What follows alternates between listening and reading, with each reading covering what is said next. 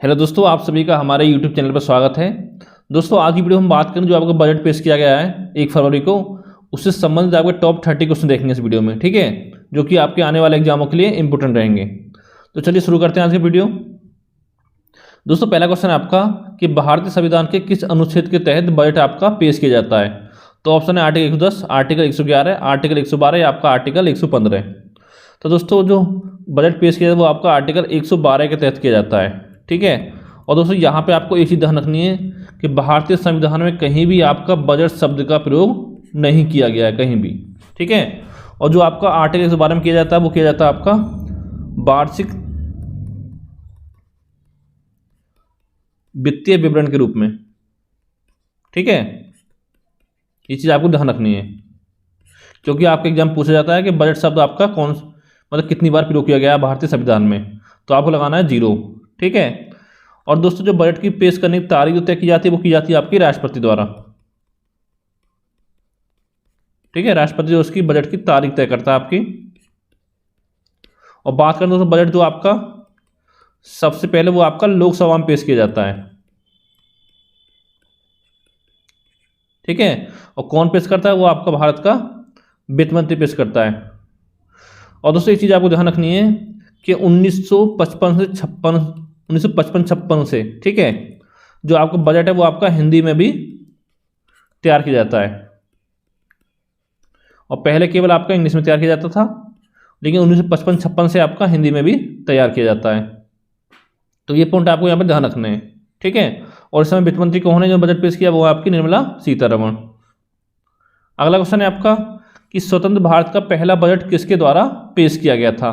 तो ऑप्शन है आर के षणमुखम चेट्टी, ठीक है, John Mathai, James Wilson, Jawaharlal Nehru. तो दोस्तों, इसका सही आंसर हो जाएगा ऑप्शन ए, आर के षणमुखम चिट्ठी, ठीक है।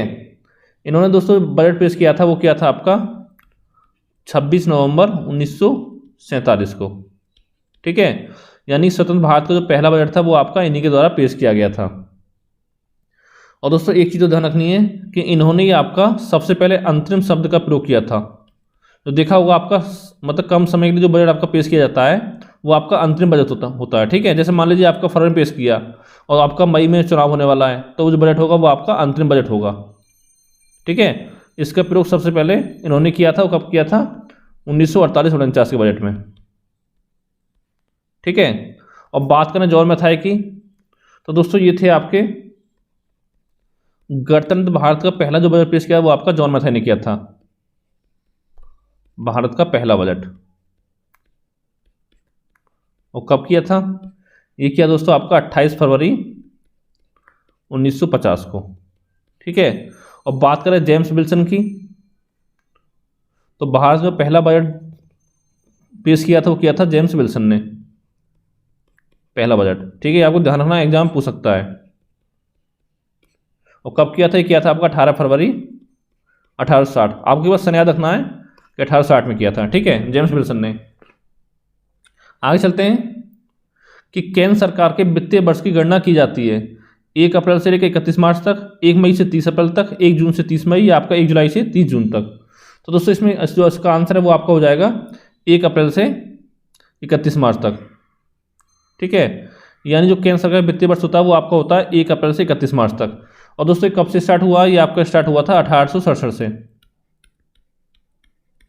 ठीक है। उससे पहले कब था इसका जो वित्तीय वर्ष था, उससे पहले था आपका 1 मई से लेके 30 अप्रैल तक, ठीक है। और बात करें दोस्तों, जो आपका 1 जुलाई से 30 जून तक क्या होता है, ये आपका होता है आरबीआई का वित्तीय वर्ष। आरबीआई का वित्तीय वर्ष जो होता है 1 जुलाई से 30 जून तक। अगला क्वेश्चन देखते हैं कि केंद्रीय बजट पेश करने वाले प्रथम प्रधानमंत्री कौन थे। ऑप्शन जवाहरलाल नेहरू, लाल बहादुर शास्त्री, इंदिरा गांधी, आपका राजीव गांधी। तो दोस्तों, केंद्रीय बजट पेश करने वाले प्रधानमंत्री जो थे वो थे आपके जवाहरलाल नेहरू। क्यों थे, क्योंकि उस समय इनका वित्त मंत्रालय जो प्रभार था वो इन्हीं के पास था, जवाहरलाल नेहरू के पास, ठीक है। ये कब पेश किया था, किया था 1958-59 में, ठीक है दोस्तों। और यहाँ पे एक चीज़ आपको ध्यान रखनी है कि अभी तक 3 प्रधानमंत्री ऐसे हैं जिन्होंने आपका बजट पेश किया है। पहले आप जवाहरलाल नेहरू थे, आपके जवाहरलाल नेहरू, और दूसरी थी आपकी इंदिरा गांधी, और तीसरे थे आपके राजीव गांधी, क्योंकि उस समय इनके पास इसका एक्स्ट्रा प्रभार जो होता है आपका, अर्थ प्रभार, वो था आपका वित्त मंत्रालय का। ठीक है, अगला क्वेश्चन देखते हैं, एग्जाम पूछ सकता है आपसे कि आम बजट पेश करने वाली प्रथम महिला कौन थी। तो ऑप्शन सरोजिनी नायडू, इंदिरा गांधी, निर्मला सीतारमण या आपका सुषमा स्वराज। तो दोस्तों बजट पेश करने पहली जो महिला थी वो थी आपकी इंदिरा गांधी। ठीक है, यानी कि यहाँ पे आपका ऑप्शन 20 में करेक्ट हो जाएगा। इन्होंने जो दोस्तों आपका बजट पेश किया था वो किया था आपका 1970-71 में। क्यों किया था? क्योंकि उस समय के जो आपके वित्त मंत्री थे मोरारजी देसाई, ठीक है, उन्होंने आपका इस्तीफा दे दिया था। ठीक है, तो जो आपका वित्त मंत्रालय का प्रभार था वो आपका इंदिरा गांधी के पास था, तो इसलिए इन्होंने आपका बजट पेश किया था 1970-71 में। और दोस्तों निर्मला सीतारमण जो आपकी इस समय वित्त मंत्री हैं भारत की, इन्होंने अभी जो बजट पेश किया वो तीसरी बार किया है।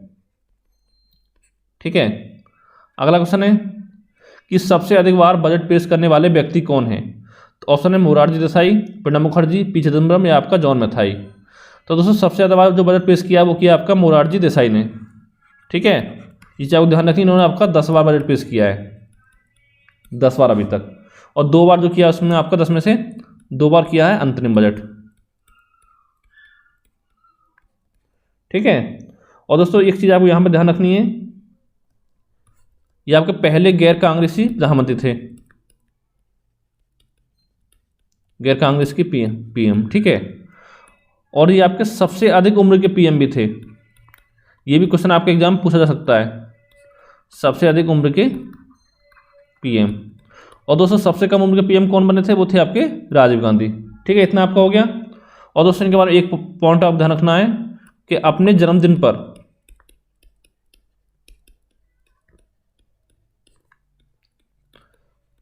बजट पेश करने वाले पहले व्यक्ति, करने वाले एकमात्र व्यक्ति। ठीक है, एकमात्र व्यक्ति, क्योंकि दोस्तों इनका जो बर्थडे आता था वो आपका आता था 29 फरवरी को। ठीक है, और उस समय इनका मतलब उस समय आपको 29 फरवरी को बजट पेश किया जाता था। अब किया जाता आपका फरवरी के स्टार्टिंग में पहला जो दिन होता है आपका कार्यकारी दिन। ठीक है, 1 फरवरी हो आपको उसके बाद हो, उस समय पेश किया जाता है। तो 29 फरवरी किया था इन्होंने, किया था 2 बार किया ऐसा, 1964 में और 1968 में। ठीक है, ये चीज़ आपको ध्यान रखनी है। और दोस्तों प्रणब मुखर्जी ने किया अब तक 7 बार। ठीक है, और पी चिदम्बरम ने किया आपका 8 बार। तो यानी सबसे ज़्यादा किया आपका मोरारजी देसाई ने। अगला क्वेश्चन देखते हैं कि ऐसे कितने वित्त मंत्री रहे जो बाद में जाकर भारत के प्रधानमंत्री बने। ठीक है, यानी बताना कि ऐसे वित्त मंत्री कौन थे जो बाद में जाकर आप भारत के प्रधानमंत्री बने थे। तो दोस्तों ऐसे आपके 4 रहे, यानी ऑप्शन डी आपका करेक्ट हो जाए। कौन कौन से? एक तो आपका मोरारजी देसाई हो गया, देसाई, और दूसरा बात करें तो वो हो गए दोस्तों आपके चौधरी चरण सिंह।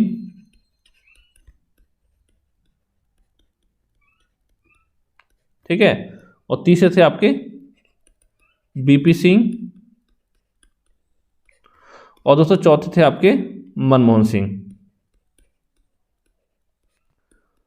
यानी कि दोस्तों ये चारों आपके पहले वित्त मंत्री थे, उसके बाद जाके भारत के प्रधानमंत्री बने।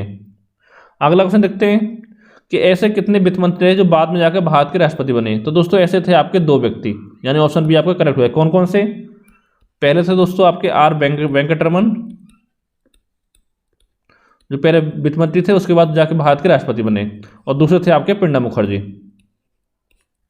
ठीक है, प्रणब मुखर्जी, यानी 2 व्यक्ति आपके ऐसे रहे जो पहले आपके राष्ट्रपति थे, यानी पहले वित्त मंत्री थे, बाद में जाके आपके भारत के राष्ट्रपति बने। अगला क्वेश्चन है आपका कि भारत में रेल बजट को अंतिम बार कब अलग से पेश किया गया था। तो 2015-16, 15-16, 17-18। ठीक है, तो दोस्तों जो आपका भारतीय रेल बजट है उसको अंतिम बार जो अलग से पेश किया गया था वो आपका 2016 में किया गया था। किसके द्वारा किया गया था? उस समय वित्त मंत्री कौन थे भारत के? अरुण जेटली। ठीक है, और दोस्तों उसके बाद आपका 2017 से आपका जो रेल बजट जो था उसको आपको शामिल कर दिया कि इसमें आम बजट में। ठीक है, यानी अब आपका रेल बजट अलग से पेश नहीं किया जाता है 2017 से, ये चीज़ आपको ध्यान रखनी है। अगला क्वेश्चन है कि भारत में पहला पेपरलेस बजट किस वित्त वर्ष में पेश किया गया था। तो ऑप्शन है 2018-19, 2019-20, 2020-21, 2021-22। तो दोस्तों इस बार का जो बजट है आपका 2021-22 वाला, ये आपका पेपरलेस बजट है, ठीक है। यानी कि इस बार जो आपका बजट है पेपर पे नहीं वो किया गया है, पेश किया गया है। ये आपका कहाँ किया गया है, ये आपका टैबलेट पे किया गया है, ठीक है। और दोस्तों टैबलेट पे किया गया, वो टैबलेट जो क्या है आपका इंडिया में बना हुआ टैबलेट है वो, ठीक है,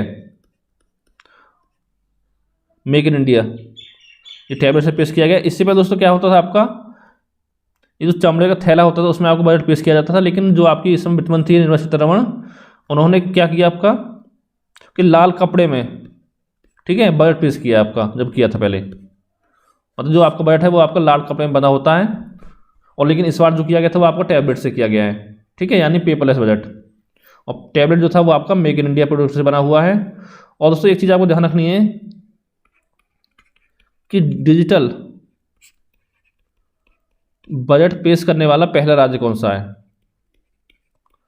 करने वाला पहला राज्य भारत का, तो दोस्तों वो आपका उत्तराखंड। ये चीज़ आपको ध्यान रखनी है, उत्तराखंड, ठीक है। अगला क्वेश्चन देखते हैं कि पेपरलेस बजट 2021-22 के लिए केंद्र सरकार ने कौन सा ऐप लॉन्च किया आपका। पहला आपका आत्मनिर्भर भारत, आत्मनिर्भर budget, Indian budget, union budget, या आपका नमो बजट। दोस्तों वो आपका यूनियन बजट, यानी ऑप्शन सी यहाँ पर आपका करेक्ट हो जाएगा। यानी कि आपको यूनियन बजट नाम से आपका ऐप लॉन्च किया है, ठीक है, केंद्र सरकार ने। अगला क्वेश्चन है कि बजट 2021-22 6 पिलर पर आधारित है, तो दिए गए विकल्पों में से कौन सा गलत है आपका, यानी 6 पिलर जो है आपका उसमें से कौन सा इसका पार्ट नहीं है। तो स्वास्थ्य सुरक्षा ये है आपका, भौतिक वित्तीय पूंजी ढांचा ये भी है, समावेशी भारत के लिए आकांक्षी विकास ये भी है, और आपका युवाओं को रोजगार देना ये आपका नहीं है। तो यानी ऑप्शन डी आपका करेक्ट हो जाएगा यहाँ पे। तो 3 दोस्तों ये आपके हो गए 6 पिलर में। और चौथा कौन सा आपका, चौथा दोस्तों आपका मानव पूंजी को मजबूत बनाना, मानव पूंजी को मजबूत बनाना, ठीक है। और 5 में कौन सा आपका, वो आपका नवाचार और अनुसंधान एवं विकास, अनुसंधान एवं विकास। और छठा दोस्तों आपका न्यूनतम सरकार और अधिकतम शासन, ठीक है। और दोस्तों अगर आपको इस बजट की पूरे बजट की पीडीएफ चाहिए तो मैं अपने व्हाट्सएप ग्रुप डाल दूंगा, वहां से जाके आप डाउनलोड कर सकते हो, ठीक है। अगला क्वेश्चन है कि 2021-22 में केंद्र सरकार ने आय का अनुमानित लक्ष्य कितना रखा है। ये आम नहीं आपका आय है, ठीक है, आय का अनुमानित लक्ष्य कितना रखा है। ऑप्शन है 15.55 करोड़ रुपए, 16.79 करोड़ रुपए, 17.88 करोड़ रुपए, या आपका 18.23 करोड़ रुपए। तो दोस्तों इसका सही आंसर हो जाएगा ऑप्शन सी करेक्ट हो जाएगा, 17.88 करोड़ रुपए, ठीक है। अगला क्वेश्चन देखते हैं कि 2021-22 में केंद्र सरकार ने कितने रुपए के खर्च का लक्ष्य रखा है। तो ऑप्शन है 34.83 लाख करोड़ रुपए, 35.43 लाख करोड़ रुपए, या 36.28 लाख करोड़ रुपए होगा, ठीक है। यहाँ पे अगला आपका 37.67 लाख करोड़ रुपए। तो दोस्तों इसका जो सही आंसर हो जाएगा वो ऑप्शन इसमें करेक्ट हो जाएगा, 34.83 लाख करोड़ रुपए, ठीक है। जो आपको खर्च का लक्ष्य रखा गया है इतना रखा गया है। अगला है कि बजट 2021-22 में शिक्षा मंत्रालय के लिए कितने रुपए आवंटित किए गए हैं, यह आपको बताना है। तो ऑप्शन है 90,245 करोड़, 92,465 करोड़ रुपए, 93,224 करोड़ रुपए, या आपका 95,467 करोड़ रुपए। तो दोस्तों इसका सही आंसर हो जाएगा ऑप्शन सी, यानी शिक्षा मंत्रालय के लिए जो किया गया आवंटित वो किया गया 93,224 करोड़ रुपए, ठीक है। अगला क्वेश्चन देखते हैं। और दोस्तों ये एक चीज़ यहाँ पे ध्यान रखनी है आपको पॉइंट, कि जो आपका पिछले बजट था आपका 2020-21, ठीक है, उसमें किया गया था आपका लगभग 99,000 करोड़ रुपए, ठीक है। और दोस्तों इस बार जो किया गया आपका 93,224 करोड़ रुपये किया गया, यानी कि पिछले वाले बजट की तुलना में लगभग 6.13% आपका कम किया गया है, ठीक है, कम किया गया मान सकते हो आप। अगला क्वेश्चन देखते हैं कि बजट 2021-22 में कितनी आयु से अधिक के व्यक्ति को आयकर रिटर्न में छूट दी गई है। तो 60 वर्ष, 65, 70, 75। तो दोस्तों 75 वर्ष या उससे अधिक आयु के व्यक्ति को आपकी आयकर रिटर्न में छूट दी गई है। ठीक है। दूसरा क्वेश्चन आपका कि बजट 2021-22 में केंद्र सरकार ने राजकोषीय घाटे का लक्ष्य कितना रखा है? तो ऑप्शन है 6.2%, 6.5% या आपका 6.8% या आपका 7.2%। तो ऑप्शन सी इसमें करेक्ट हो जाएगा 6.8%। और दोस्तों ये आपका होता लक्ष्य, ये आपको होता है जीडीपी का, यानी जीडीपी का 6.8%। और दोस्तों आपका राजकोषीय घाटा होता क्या है? अगर दोस्तों इसको साधारण भाषा में समझे हम, तो जो सरकार के द्वारा जितना खर्च किया जाता है, ठीक है, तो उसके बाद उपलब्ध संसाधन से ज़्यादा उसका खर्च किया जाता है, ये समझ सकते हो। यानी खर्च करता है लेकिन जो आप संसाधन है वो उपलब्ध वो उसका कम है लेकिन खर्च उसका ज़्यादा होता है। या कह सकते हो आपका कि आय से अधिक सरकार जो आपका व्यय करती है, आय से अधिक व्यय। ठीक है। यानी जितनी सरकार की इनकम होती है उससे ज़्यादा सरकार आपका खर्च करती है, तो वो आपका राजकोषीय घाटा कहलाता है। यानी दोस्तों समझ सकते हो, अगर राजकोषीय घाटा आपका जितना अधिक होगा, ठीक है, और जो कर्ज बढ़ेगा सरकार वो आपका उतना ही ज़्यादा होगा। अगला देखते हैं कि बजट 2021-22 में केंद्र सरकार ने कितनी रकम का विनिवेश का लक्ष्य रखा है?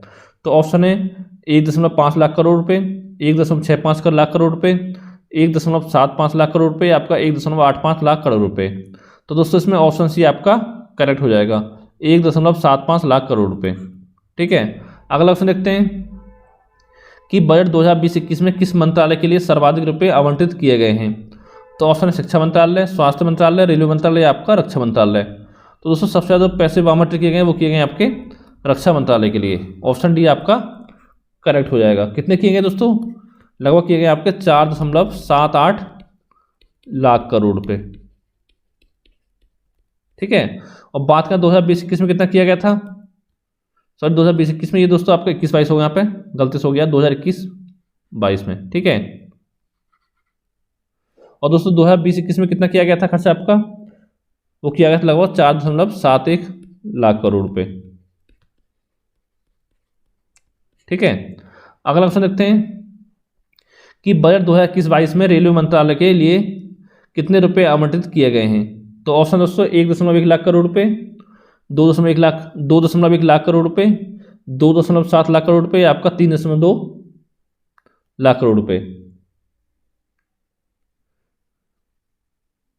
तो दोस्तों इसका जो सही आंसर हो जाएगा ऑप्शन ए आपका करेक्ट हो जाएगा। इसमें 1.1 लाख करोड़ रुपए खर्च किया गया आपका रेलवे मंत्रालय के लिए।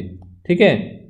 अगला क्वेश्चन देखते हैं कि बजट 2021-22 में स्वास्थ्य मंत्रालय के लिए कितने रुपए आवंटित आपके किए गए हैं? तो ऑप्शन है 1.2 लाख करोड़ रुपए, 2.2 लाख करोड़, 3.2 लाख करोड़, या आपका 4.2 लाख करोड़। तो दोस्तों स्वास्थ्य मंत्रालय जो खर्च किए जाएंगे वो किए जाएंगे आपके 2.2 लाख करोड़ रुपए, यानी कि ऑप्शन भी यहाँ पर आपको करेक्ट हो जाएगा। और दोस्तों एक चीज़ आपको ध्यान रखनी है, जो आपका पिछली बार किया गया था 2020-21 में, वो लोग किए गए थे आपके 94,952 करोड़ रुपए। ठीक है। यानी कि जो इस बार जो खर्च किया जा रहा है वो लगभग पिछली बार का 137% अधिक है। ये चीज़ आपको ध्यान रखनी है, एग्जाम में पूछ सकता है। अगला क्वेश्चन है कि पीएम आत्मनिर्भर स्वच्छ भारत योजना के तहत कितने रुपए खर्च किए जाएंगे? तो ऑप्शन है 60,200 करोड़, 62,145 करोड़, 64,180 करोड़, या आपका 65,213 करोड़। तो दोस्तों इसका सही आंसर हो जाएगा ऑप्शन सी, यानी 64,180 करोड़ रुपए आपके खर्च किए जाएंगे पीएम आत्मनिर्भर स्वच्छ भारत योजना के तहत। ठीक है। अगला क्वेश्चन है कि 2021-22 की अवधि के दौरान कोविड-19 वैक्सीन के लिए कितने रुपए आवंटित किए गए हैं? तो 25,000 करोड़, 30,000 करोड़, 35,000 करोड़, या आपका 40,000 करोड़। तो दोस्तों वो हैं आपके 35,000 करोड़ रुपए आपके आवंटित किए गए हैं कोविड-19 वैक्सीन के लिए। ठीक है। बजट 2021-22 में आपका। आगे चलते हैं। अगला आपका कि किस अंतर्राष्ट्रीय संगठन की सहायता से national institution for one health की स्थापना की जाएगी? तो option WTO, WHO, world bank, या आपका IMF। तो दोस्तों वो स्थापना की जाएगी आपकी WHO की सहायता से, यानी ऑप्शन भी आपका करेक्ट हो जाएगा। अगला है कि बजट 2021-22 में प्रत्यक्ष विदेशी निवेश FDI की सीमा 49% से बढ़ाकर कितने प्रतिशत कर दी गई है? तो ऑप्शन है 65%, 74%, 83%, या आपका 100%। तो दोस्तों वो किया गया आपका 74%, यानी ऑप्शन भी आपका करेक्ट हो जाएगा। ये दोस्तों आपको दे रखा है बीमा क्षेत्र की बात हो रही है। ठीक है। बीमा क्षेत्र में प्रत्यक्ष विदेशी निवेश FDI की सीमा 49% से बढ़ाकर कितनी की गई है आपकी 74%। अगला है कि केंद्र सरकार ने बजट 2021-22 में सप्लीमेंट्री न्यूट्रिशन प्रोग्राम और पोषण अभियान, ठीक है, इन दोनों को मिलाकर आपको कौन सा मिशन लॉन्च करने की घोषणा की है। तो ऑप्शन है मिशन पोषण 2.0, मिशन पोषण 3.0, मिशन न्यूट्रिशन 2.0 या आपका मिशन न्यूट्रिशन 3.0, ठीक है। तो इसका सही आंसर आपका ऑप्शन ए हो जाएगा, मिशन पोषण 2.0। अगला क्वेश्चन है कि उज्ज्वला योजना के तहत वित्तीय वर्ष 2021-22 में कितने नए परिवारों को लाभ पहुंचाने का टारगेट रखा गया है। तो ऑप्शन दोस्तों 1 करोड़, 1.5 करोड़, 2 करोड़ या आपका 2.5 करोड़। तो दोस्तों 1 करोड़ इसका राइट आंसर हो जाएगा, ऑप्शन ए इसमें करेक्ट हो जाएगा। और दोस्तों उज्ज्वला योजना किससे संबंधित है आपकी, ये आपकी LPG कनेक्शन से संबंधित है, LPG कनेक्शन से, ठीक है। और दोस्तों इस योजना की शुरुआत कब की गई थी आपकी, तो दोस्तों 1 मई 2016 को इसकी शुरुआत की गई थी आपका, और कहाँ से की गई थी, आपका बलिया यूपी से की गई थी, ठीक है। और दोस्तों अभी तक आपका लगभग 8 करोड़ लोगों को इसका योजना का लाभ मिल चुका है, ठीक है। अगला क्वेश्चन देखते हैं कि केंद्रीय बजट 2021-22 के तहत एक बहुउद्देशीय समुद्री शैवाल पार्क की किस राज्य में स्थापित किया जाएगा। ऑप्शन असम, तमिलनाडु, पश्चिम बंगाल या आपका गोवा।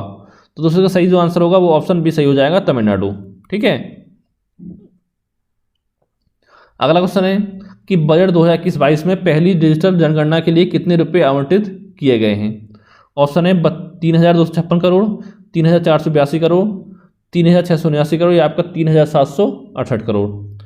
तो दोस्तों इसका सही जो आंसर होगा वो आपको हो जाएगा 3,768 करोड़, ऑप्शन डी। तो दोस्तों जो आपकी जनगणना है, डिजिटल जनगणना, वो आपकी जुलाई 2020 में स्टार्ट होनी थी, ठीक है। लेकिन दोस्तों की कोरोना की वजह से आपका स्टार्ट नहीं हो पाई है, अभी तक आपकी योजना शुरू नहीं की गई है, ठीक है, जनगणना। अगला क्वेश्चन देखते हैं कि केंद्रीय बजट 2021-22 में कर निर्धारण मामलों को फिर से खोलने की समय सीमा जो आपका 6 वर्ष से घटाकर कितनी कर दी गई है। ऑप्शन है 5 वर्ष, 4 वर्ष, 3 वर्ष या आपका 2 वर्ष। तो दोस्तों वो आपका 3 वर्ष कर दी गई है, पहले कितनी थी 6 वर्ष, तो यानी ऑप्शन सी आपका करेक्ट हो जाएगा। तो दोस्तों आज की वीडियो में आपको इतना ही। तो दोस्तों इस वीडियो में जो बजट से संबंधित आपके टॉप 30 क्वेश्चन है वो हमने इसमें सॉल्व कराए हैं आपका, ठीक है। जो भी आपके इंपॉर्टेंट क्वेश्चन एग्जाम बन सकते हैं, चाहे आपका RRB NTPC हो, रेलवे ग्रुप डी हो, ठीक है, SSC CGL हो गया, UP-SSC हो गया, UPSI हो गया, सभी एग्जामों के लिए इंपॉर्टेंट रहेगा। अगर दोस्तों आपका वीडियो अच्छा लगा हो तो वीडियो को लाइक करें, और अगर वीडियो को पहली बार देख रहे हैं तो चैनल को सब्सक्राइब करना ना भूलें, तो यहाँ पे आपको मैथ, रीजनिंग, GK GS की वीडियो लगातार मिलती रहते हैं। तो दोस्तों थैंक यू फॉर वॉचिंग।